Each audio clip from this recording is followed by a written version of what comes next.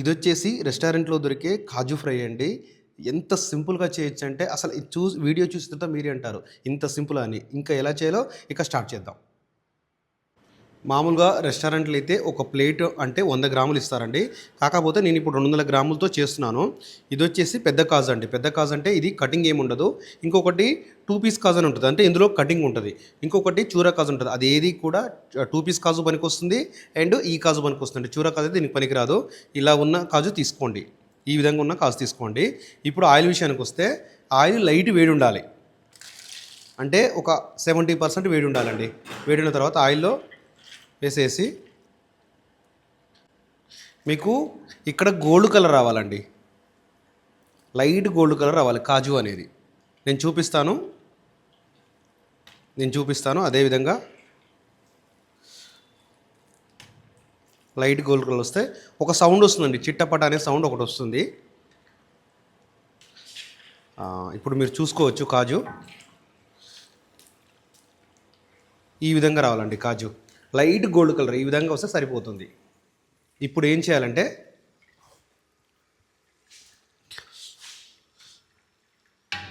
Oil అంతా తీసేసి ఇలా హోల్స్ ఉన్న జలిగిరిలో వేసుకోవాలి. వేసుకొని మసాలాలు కూడా చాలా సింపుల్ అండి. ఇక ఇందులో కొంచెం పచ్చిమిర్చి పొడుగ్గా కట్ చేసుకున్న పచ్చిమిర్చి, ఆ తర్వాత కొంచెం కరివేపాకండి.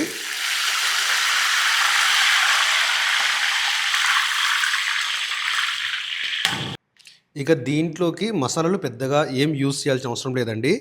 సాల్ట్ లైట్గా ఇలా చల్లుకోండి. ఆ తర్వాత కారం లైట్గా ఇలా చల్లుకోండి. ఇంకొకటి దీంట్లో మెయిన్ స్పెషల్ ఏంటంటే ఈ బాదుషా చాట్ మసాలా అండి. ఈ బాదుషా చాట్ మసాలా వేసుకొని లైట్గా ఇలా అనుకోవాలి. ఇది కాస్త ఎక్కువ పడుతుందండి. ఇంతే.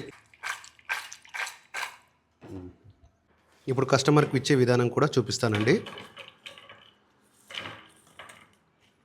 ఇలా వేసేసి అంటే ఒక 100 గ్రామ్స్ ఇస్తారండి. ఒక ప్లేట్కు 100 గ్రామ్స్ లెక్క కాజు.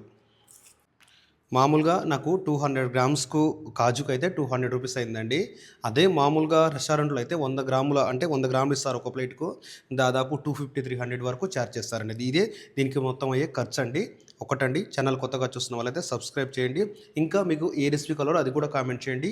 లైక్ అయితే మర్చిపోవద్దు. Thank you.